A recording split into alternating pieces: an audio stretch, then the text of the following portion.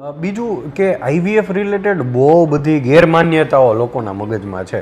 એટલી બધી કે જે સોશિયલ મીડિયામાં રીલ જોઈ લીધી તો માની લીધું કે આવું જ હશે, બાળક તો ટ્વિન્સ જ આવે, એવું બધું એટલી બધી સોશિયલ મીડિયાનું પણ એમાં એવું છે કે કોઈ પણ જે કંઈ બોલે છે ને આપણે માની લઈએ છીએ.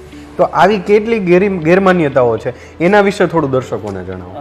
આઈવીએફ રિલેટેડ ઘણી બધી ગેરમાન્યતાઓ છે લોકોને, એટલે આઈવીએફ કરાવવા નથી આવતા. સૌથી પહેલી તો ગેરમાન્યતા હોય કે આઈવીએફમાં બીજાનું રાખી દે, બરાબર. આ સૌથી મોટી ગેરમાન્યતા છે. જે જગ્યાએ સ્ટાન્ડર્ડ આઈવીએફ સેન્ટર છે, જેમને ગવર્મેન્ટના લાયસન્સ છે, ગવર્મેન્ટના રૂલ્સ છે, એવું કોઈ જ આઈવીએફ સેન્ટરમાં એવું ન થાય કે તમને ઇન્ફોર્મ કર્યા વગર કે તમને જાણ કર્યા વગર કોઈ બીજાનું કોઈ સંતાન મૂકી દે કે બીજાનું. તમારે જે કાંઈ પ્રોસિજર છે એમનું પહેલેથી બધી જ ઇન્ફોર્મ કન્સેન્ટ તમને સમજાવવામાં આવે અને જે તમારા રિપોર્ટ્સ પ્રમાણે હોય એ સમજીને કરેલું હોય. એટલે ક્યારેય એવું ના થાય. તમારું પોતાનું સંતાન થતું હોય તો ઠીક છે, ડોનરમાં જવું પડે તો એનું સાથે ડિસ્કશન થઈ તમારી કન્સેન્ટ લઈ અને સમજાવીને જ કરવામાં આવે. એટલે બધા જ મોટાભાગના આઈવીએફ સેન્ટર છે એવું ન કરતા હોય.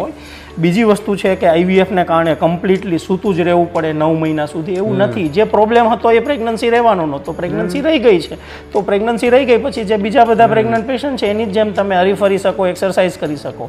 ત્રીજો સૌથી મોટું હોય છે કે આઈવીએફ પછી સિઝેરિયન જ આવે, એવું જ નથી. એટલે આઈવીએફ પછી સિઝેરિયન જ આવે કે સિઝેરિયન કરવું પડે, આઈવીએફ પછી ટ્વિન્સ કે ટ્રિપલેટ આવે, બરાબર. હવે થોડું એવું હોય કે 2 ગર્ભ મૂક્યા હોય તો બંને ચોટી જાય તો ટ્વિન્સ આવવાની થોડીક પોસિબિલિટી વધારે હોય, પણ ટ્વિન્સ જ આવે એ જરૂરી નથી.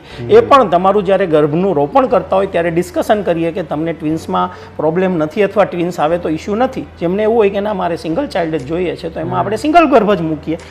બીજું મહત્વની વાત છે સર કે ઘણીવાર એવું હોય છે કે આઈવીએફ કરાવ્યું છે ને તો પછીની જે પ્રેગ્નન્સીની જે પ્રોસિજર છે એ કોઈ પણ હોસ્પિટલમાં જાય ને તો વધારે એક્સપેન્સિવ થઈ જાય. આ વાત સાચી છે?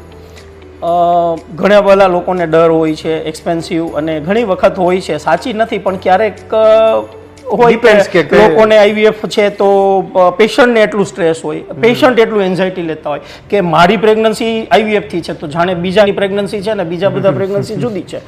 જેની પહેલી પ્રેગ્નન્સી એની પણ પ્રેગ્નન્સી છે ને તમારી પણ પ્રેગ્નન્સી, જેમને એમને રહી છે નેચરલ એમની પણ પ્રેગ્નન્સી ઇમ્પોર્ટન્ટ છે, તમારી છે. એટલે પેલું એ કાઉન્સેલિંગ એમને કરવું ખાસ જરૂરી હોય કે તમારી પ્રેગ્નન્સી છે આઈવીએફ થી રહી. શરૂઆતના થોડો સમય સુધી એમને સપોર્ટ માટે થોડી મેડિસિન આપીએ, એ મોંઘું થાય, પણ આફ્ટર 3 મંથ પછી એમની જે પ્રેગ્નન્સીની કેર છે નોર્મલ બીજા બધાને છે એવું જ. સિવાય કે મોટી એજ હોય તો થોડા કોમ્પ્લિકેશન ક્યારેક થઈ શકે, બીપી ડાયાબિટીસ કે તો થોડું, બાકી કોઈ જ એવું નથી કે આઈવીએફમાં એક્સપેન્સિવ કે એમને રેસ્ટ કરવો પડે કે એમને સિઝેરિયન જ આવે કે એમને જાજો ખર્ચો થાય કે આઈવીએફનું સિઝેરિયન હોય એટલે ડબલ ચાર્જ થાય અને રૂટીન નોર્મલ ડિલિવરીનું સિઝેરિયન હોય તો એવું શું કામ? બરાબર, સિઝેરિયનની સિઝેરિયન છે, આઈવીએફનું હોય કે નોર્મલ ડિલિવરીનું હોય. મિત્રો, વિનસ હોસ્પિટલની અંદર આપણે બેઠા છીએ, તમામ ડૉક્ટર્સ સાથે ડિસ્કશન કર્યું. ખૂબ સરળતાથી એકદમ પરિવારની ભાવનાથી કામ કરે છે. ઇવન અહીંનો સ્ટાફ પણ, ઇન્ફ્રાસ્ટ્રક્ચર, ટેકનોલોજી બધું અદ્યતન છે. તમારે આમાંથી કોઈ પણ ડૉક્ટર સાથે તમારો ઇસ્યુ શેર કરવો છે, ડિસ્કસ કરવો છે, એમનું કન્સલ્ટેશન બુક કરવું છે, અપોઇન્ટમેન્ટ બુક કરવી છે તો તમે સ્ક્રીન ઉપર નંબર આવી રહ્યો છે એની ઉપર કોલ કરી શકો છો. બાકીની બધી ડિટેલ તમને ડિસ્ક્રિપ્શન બોક્સમાં મળી જશે. તો આવી જ કંઈક વાતો કરતા રહીશું અને ફરી મળીશું વાત ગુજરાતી પર.